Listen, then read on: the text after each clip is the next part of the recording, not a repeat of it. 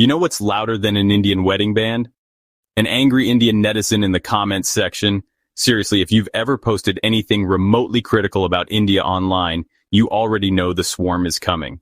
Thousands of angry replies flooding in faster than the broken sewage system in Mumbai, half in broken English, all screaming the same tired lines. This is Chinese propaganda.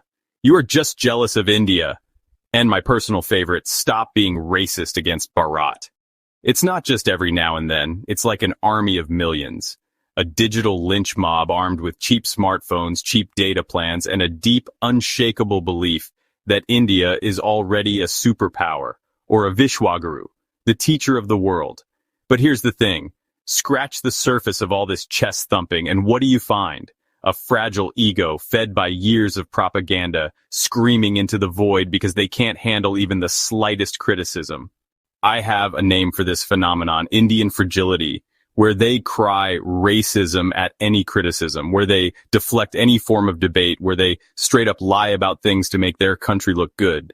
Look at this funny Twitter comment I saw. This user named Ranjit Kumar with an Indian and Israel flag, very typical I know, says, "This is a Pakistani video. At Grok, tell those clowns that this video is Pakistani. Please, Grok Sar." And see how Grok responds. It completely shuts down Ranjit and says multiple sources confirm that the video is from India, not Pakistan. This single encounter sums up basically half of the wrongdoings of angry Indian netizens. Don't like what you see? Just deflect it onto Pakistan or Bangladesh or any other country you hate because let's be real, India doesn't have many friends around the world. Anyway, let's dive deeper into the mindset of a typical angry Indian netizen. India's internet revolution started when the highly corrupt Mukesh Ambani's Jio company rolled out dirt-cheap mobile data. Suddenly, over 700 million people were online. It was like opening the floodgates. Now, this could have been a golden moment.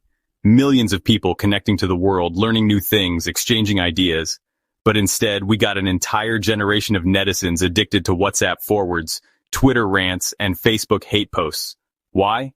Probably because most of these people were not educated to any reasonable level and were only semi-literate with little thinking and reasoning skills.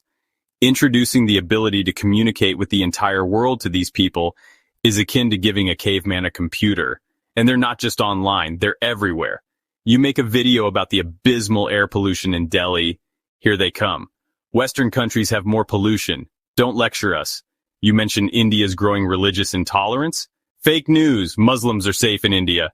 You dare to compare China's high-speed trains to India's crumbling rail system that hasn't been updated since the British Raj? At least India is a democracy. It's like a broken record playing the same bragging and deflecting sounds again and again and again. Where does this rage come from? Simple. The Godi Media, India's lapdog media outlets, and influencers like Palki Sharma. These people serve up nationalistic nonsense on primetime TV every night. They tell Indians that their country is the best, the fastest growing, the most moral, the envy of the world. Anyone who says otherwise, they must be anti-India, anti-Hindu, or worse, an agent of Pakistan or China. It's pure brainwashing, and it works.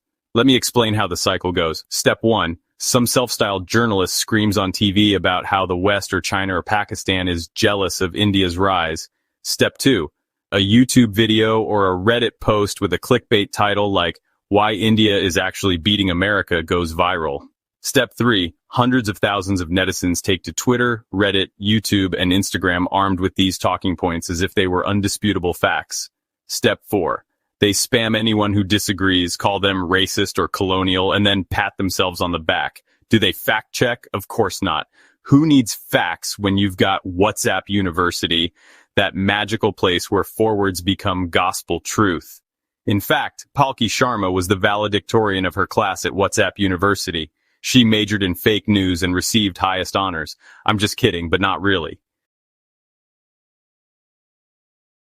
One of the most ridiculous parts of this syndrome is the way they weaponize words like racism. For them, racism doesn't mean discrimination against people based on race. No, it means any criticism of India. Say India's poverty rate is still over 80%. Racist. Mention the caste system still exists and ruins lives. Racist. point out that India's passport is one of the weakest in the world. Racist! Calling out fake guru Ayurvedic medicines, such as drinking cow urine and smearing cow dung over your body to cure cancer. Nope, it's all racism. It's an easy defense mechanism for people who can't admit that their beloved country has problems. But as I said earlier, a lot of these netizens are not highly educated. I don't mean that as an insult, it's just a fact. India's literacy rate is still around 77%, but functional literacy, being able to actually read and understand complex ideas, is far lower. And keep in mind that this number is skewed towards the children who are only now being fully literate. There's still millions of illiterate adults, and these are the ones online, not the school kids. Combine that with constant propaganda fueled by Modi and the BJP, and you get millions of people online who don't have the tools to separate fact from fiction. They'll believe anything as long as it praises India or craps on Pakistan. India launched a satellite, they'll claim it's better than SpaceX. India built a highway, they'll say it's bigger than anything in the US. India exports mangoes, guess what? They'll tell you Indian mangoes are curing cancer.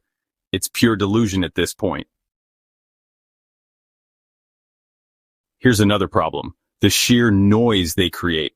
Indian netizens will flood a comment section so heavily that anyone trying to have a serious conversation just gives up.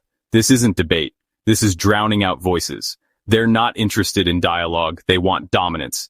And in their minds, volume equals truth. Just shout louder than your opponent and you win. But the louder they shout, the more obvious it becomes. This isn't confidence, it's insecurity, like a barking chihuahua.